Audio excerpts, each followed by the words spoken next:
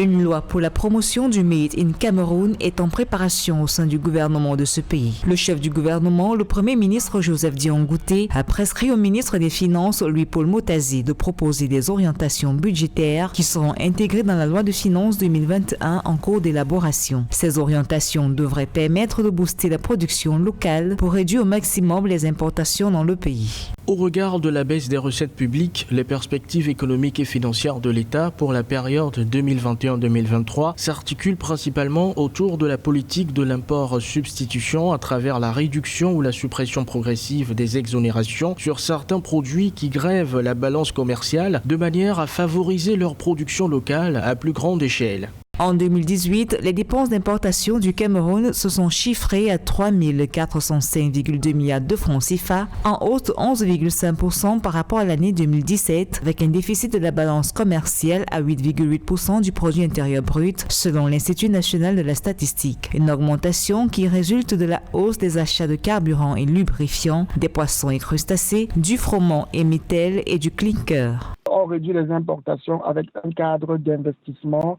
qui est suffisamment dynamique pour permettre à ceux qui ont du capital de pouvoir investir. Donc, par exemple, en matière d'importation de poissons, le gouvernement avait pris une mesure qui réduisait de 40% les importations de poissons, alors qu'au Cameroun, l'ensemble des producteurs qui sont dans ce domaine ne peuvent même pas satisfaire à 2% de la demande. Il est évident qu'avec cette loi-là, on a plutôt créé un problème plutôt qu'une solution. Mais il s'agit véritablement d'avoir une loi d'ensemble qui, en même temps, consacre la réduction des importations, mais aussi permet de mettre un cadre de production, un cadre de financement. La stratégie de développement du Cameroun, dont le cap a été fixé à 2030, ambitionne de ramener le déficit de la balance commerciale à 3% du produit intérieur brut. Pour réussir cette politique de l'import-substitution, le ministre des Finances suggère également l'amélioration du climat des affaires. Cela passe par les facilités accordées aux industries locales en vue d'une amélioration de la rentabilité et de la compétitivité des entreprises, tant publiques que privées.